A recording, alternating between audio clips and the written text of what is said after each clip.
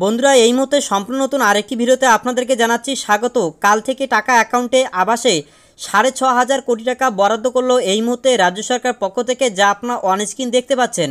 এই মুহূর্তে প্রত্যেক জেলাভিত্তিক কত টাকা বরাদ্দ করা হয়েছে, পাশাপাশি কোন কোন ব্যক্তিদেরকে সরাসরি মুখ্যমন্ত্রী নিজ হস্তে সেই টাকা প্রদান করবেন, এই নিয়ে বিস্তৃত আপডেট চলে আসছে, যা নিয়ে আপনারা জানতে পারবেন। আগামীকাল কটার দিক থেকে আপনাদের ব্যাঙ্ক অ্যাকাউন্টে টাকা ঢুকবে, পাশাপাশি কারা টাকা পাবেন না, এই নিয়ে বিস্তারিত কিন্তু আপডেট চলে আসছে। তাই আজকের ভিডিওটা খুবই গুরুত্বপূর্ণ, ভিডিওটি প্রথম থেকে শেষ পর্যন্ত দেখুন, তাহলেই কিন্তু আপনারা বুঝতে পারবেন। ওয়ান স্ক্রিন আপনারা দেখতে পাচ্ছেন ৬,৫৬৩ কোটি ৩৯,৪০,০০০ টাকা রাজ্যের বাংলার বাড়ি প্রকল্পে বঙ্গের গৃহহীনদের মাথার উপর ছাদ পাকা ছাদ করে দিতে এই টাকা প্রথম দফার বরাদ্দ করল রাজ্য সরকার, যা রাজ্যের মুখ্যমন্ত্রী মমতা বন্দ্যোপাধ্যায়ের বড়দিনের উপহার। আবাস প্রকল্পে কেন্দ্রীয় বঞ্চনা এই বিপুল টাকা রাজ্য সরকার শনিবারের সন্ধ্যায় জেলায় জেলায় পাঠিয়ে দিয়েছে। তারপর ওই রাতেই জেলা প্রশাসন সংশ্লিষ্ট ব্লকগুলিতে বরাদ্দ করে। কাল মঙ্গলবার অর্থাৎ আগামীকাল মঙ্গলবার নবান্নের সভাগৃহে রাজ্যের মুখ্যমন্ত্রী মাননীয় মমতা বন্দ্যোপাধ্যায়ের হাত ধরে আনুষ্ঠানিকভাবে উপভোক্তারা নিজেদের অ্যাকাউন্টে এই টাকা পেয়ে যাবেন। তো এখান থেকে বুঝতে পারলেন আগামীকাল সন্ধ্যার দিকেই কিন্তু মুখ্যমন্ত্রী তিনি কিন্তু নবান্নের সভাগৃহে একটি সভা করবেন, সেখান থেকে কিন্তু উপভোক্তারা তার হাত ধরে অনেকেই টাকা পেয়ে যাবেন। তো কারা কারা টাকা পাবেন এই বিষয়ে কি বলেছে দেখুন, এখানে বলা আছে তবে ২১টি জেলা থেকে প্রতীকী ২ জন করে উপভোক্তাকে ওই দিন মুখ্যমন্ত্রী নিজ হাতে ওই সুবিধা তুলে দেবেন। আপাতত প্রথম ধাপে রাজ্য জুড়ে প্রায় ১১ লক্ষ উপভোক্তাকে প্রথম কিস্তি ৬০,০০০ টাকা করে দেওয়া হবে। এই আবাস ঘিরে সামান্য যে ক্ষোভ বিক্ষোভ হয়েছিল তা মিটিয়ে প্রত্যেক যোগ্য ব্যক্তি যাতে এই আবাসের সুবিধা পান সেই বিষয়টি নিশ্চিত করতে নির্দেশ দেওয়া হয়েছে জেলা শাসকদের। এই মুহূর্তে বড় খবর দেখতে পাচ্ছেন, বলা হচ্ছে রাজ্যের পঞ্চায়েত ও গ্রামোন্নয়ন দপ্তর সূত্রে জানা গিয়েছে চলতি মাসের ১৩ তারিখের মধ্যেই জেলাগুলি থেকে আবাস পাওয়ার যোগ্যদের প্রাথমিক তালিকা রাজ্যের কাছে চলে আসে। সেই মোতাবেক ওই টাকা রিলিজ করে রাজ্য প্রশাসন। মঙ্গলবার ওই টাকা উপভোক্তাদের ব্যাঙ্ক অ্যাকাউন্টে সরাসরি যাওয়ার আগে রবিবার বিডিওদের সঙ্গে ভিডিও কনফারেন্স কিন্তু করা হয়। রবিবারে ওই বৈঠকে বিভিন্ন জেলা প্রশাসনের কর্তারা পুরুলিয়ার জেলা শাসক রজত নন্দা বলেন, রাজ্যের নির্দেশ মোতাবেক আবাস প্লাস অপেক্ষমান তালিকা থেকে আবাস পাওয়ার জন্য যোগ্য ব্যক্তি যাচাই করা হয়। অ্যাপের মাধ্যমে সমীক্ষা শেষে প্রাথমিক তালিকা করা হয়। ওই তালিকায় থাকা যে সকল উপভোক্তারা আধারের সঙ্গে ব্যাংকের লিঙ্ক হয়নি সেই কাজ করে দিচ্ছে ব্লক প্রশাসন। ব্যাংকের সঙ্গে সমন্বয় সাধন করে এই কাজ চলছে।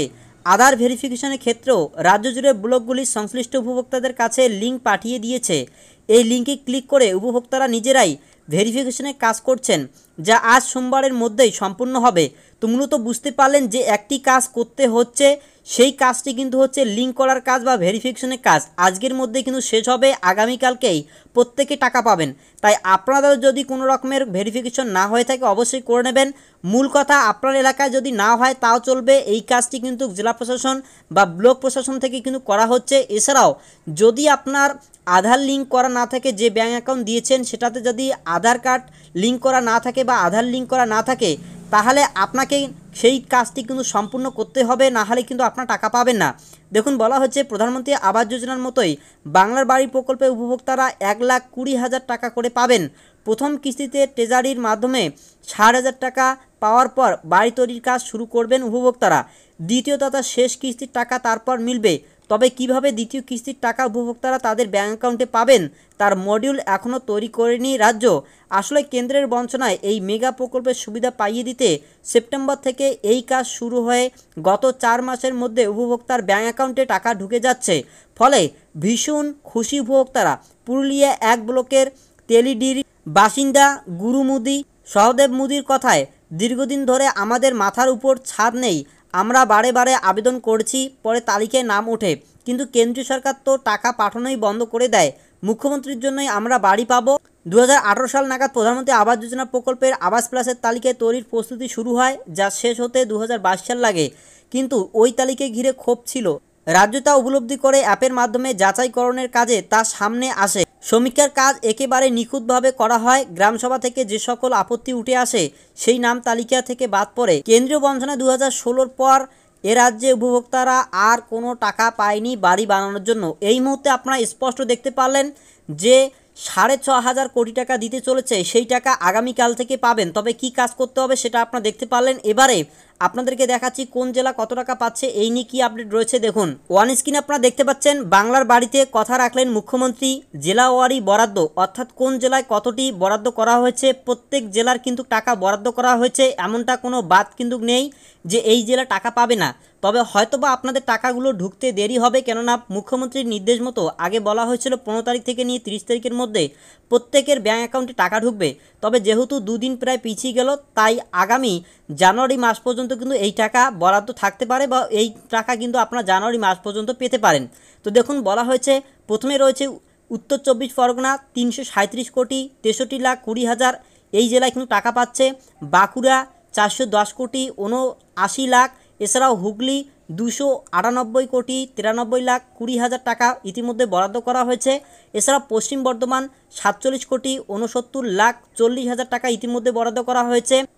হাওড়ায় 137 কোটি 73 লাখ, মুর্শিদাবাদ 322 কোটি 89,60,000, নদিয়ায় 278 কোটি 80,20,000, এছাড়াও পশ্চিম মেদিনীপুর 603 কোটি আপনাদের 52,20,000, এছাড়াও পূর্ব বর্ধমান 475 কোটি 92 লাখ, এছাড়াও কুচবিহার জেলায় 682 কোটি 44,60,000 টাকা, পাশাপাশি উত্তর দিনাজপুরে 278 কোটি 52 লাখ, পাশাপাশি ঝাড়গ্রাম 121 কোটি 35,60,000, পুরুলিয়া টাকা দিয়েছে 221 কোটি 5,80,000, এছাড়াও দার্জিলিংয়ে 31 কোটি 5,60,000, এছাড়াও আলিপুরদুয়ারে 273 কোটি 6,60,000, দক্ষিণ দিনাজপুরে 159 কোটি 98,40,000, দক্ষিণ 24 পরগনা 860 কোটি 83,80,000, এছাড়াও মালদা জেলায়ও টাকা দেওয়া হয়েছে 178 কোটি 69,20,000, পাশাপাশি বীরভূমে 315 কোটি 49,20,000,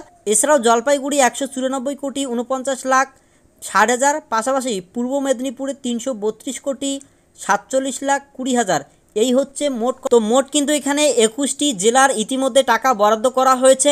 প্রত্যেক জেলায় কিন্তু টাকা পাবে আগামী কাল থেকে। এই মুহূর্তে এখানে দেখতে পারলেন 21টি জেলার কত টাকা বরাদ্দ করা হয়েছে সম্পূর্ণ লিস্ট। এবারে প্রত্যেক জেলার দুজন করে প্রতীকী অর্থাৎ প্রত্যেক জেলার দুজন করে উপভোক্তা নেওয়া হয়েছে। সেই জেলার উপভোক্তাদেরকে সরাসরি মুখ্যমন্ত্রী কালকেই টাকা প্রদান করবেন সন্ধ্যার দিকে নবান্ন সভাঘর থেকে। তারপরেই আপনাদের ব্যাঙ্ক অ্যাকাউন্টে টাকা ঢুকতে শুরু করবে।